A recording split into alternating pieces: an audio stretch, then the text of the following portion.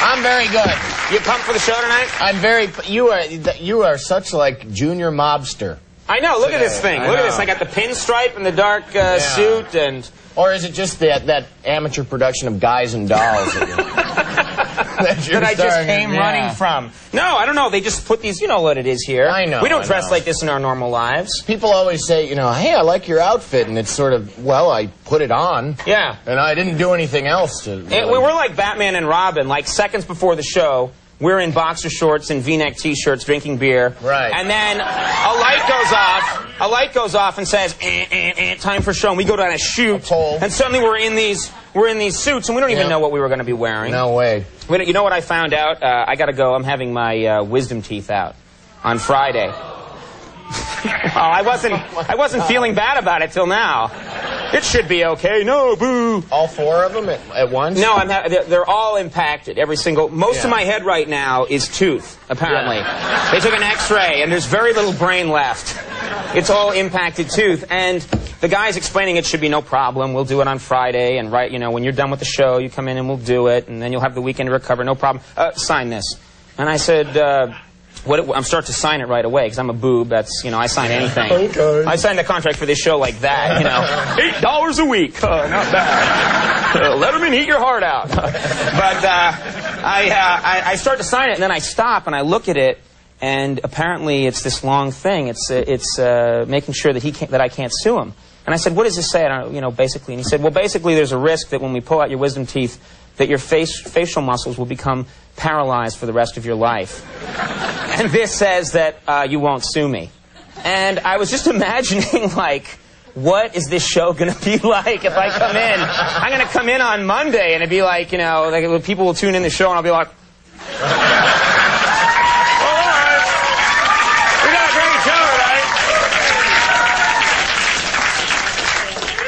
They would like that, actually. Probably would. We would like it more. Yay! I would like it. Yeah, that's right.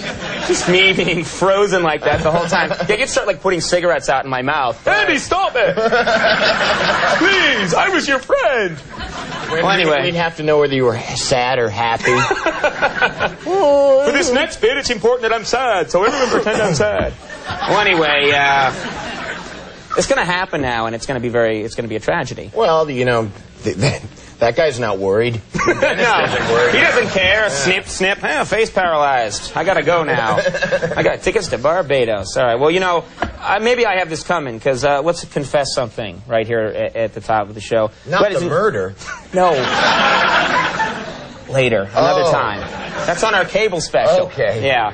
No, I got to admit something. Ladies and gentlemen, you're aware of this. As much as we try to treat our celebrity guests nicely here at the show, and this is inevitable, sometimes something happens during an interview or behind the scenes, and a celebrity gets a little bit upset with us, or someone who works at the show gets a little upset with us. And it's happened a couple of times over the last few years, hasn't it? Yeah, well, I mean, most of the time they have a point, but celebrities are touchy. They're touchy. They're touchy, but sometimes these things happen, and when they do, I always make sure that an apology letter gets written by me or someone on the show so that we can smooth over any hurt feelings. It's a nice gesture. It's real classy. Yeah, and the only way to survive in this business is to suck up to people. Right. So I thought it'd be fun tonight to just sort of share with the audience at home, take a look back at some of the letters we've sent out over the last few years in a segment we call Late Night Apology Letters. I'm so sorry.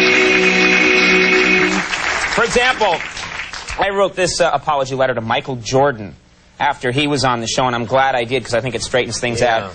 Dear Michael, once again we apologize for evacuating the studio audience during your recent appearance, but we thought there was a sewage leak in the studio. Had we known it was your cologne, we wouldn't have done what we did. All the best, Conan O'Brien. And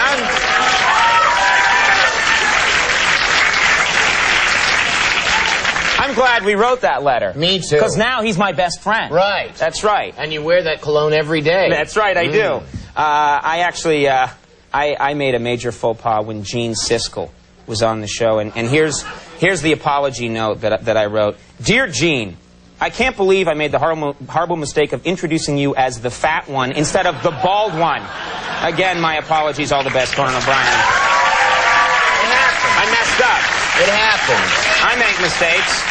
You know, it's like when your mom calls you by your brother's name. Exactly. Stuff like that. We're human, is our point here. Exactly. Human. All right, here's an apology letter I sent to Madonna recently, she was on the show just after she'd become a mother for the first time. We had her on, and I wrote this letter because something got mixed up. Dear Madonna, I must apologize for Max Weinberg's behavior the other evening. It was completely out of line when he approached you during your interview holding a cup of black coffee and shouted, "Hey, how about a little milk from that lactation station?" Sincerely, Conan O'Brien.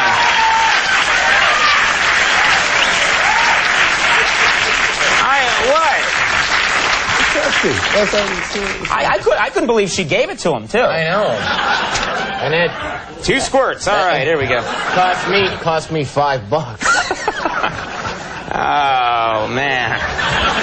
You're the evil genius behind the show. Yeah, that's what I always knew. All right, this is a note that I wrote to Scott Baio. Or Scott Baio. It depends on which part of the country you live in. But this is the note I wrote to Scott Baio. Dear Scott, sorry we weren't able to book you on the show this month, due once again to the fact that there are other people. I'll let you know when things change. Here is Conan O'Brien.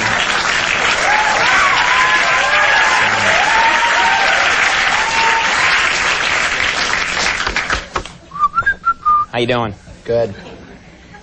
It's the meanest bit we've ever done. Okay, this is an apology, ladies and gentlemen, that I sent to one of our cameramen after he went to the hospital recently. It goes like this. Dear Phil, I'm sorry we booked Dennis Rodman on the show. Yours, Conan O'Brien.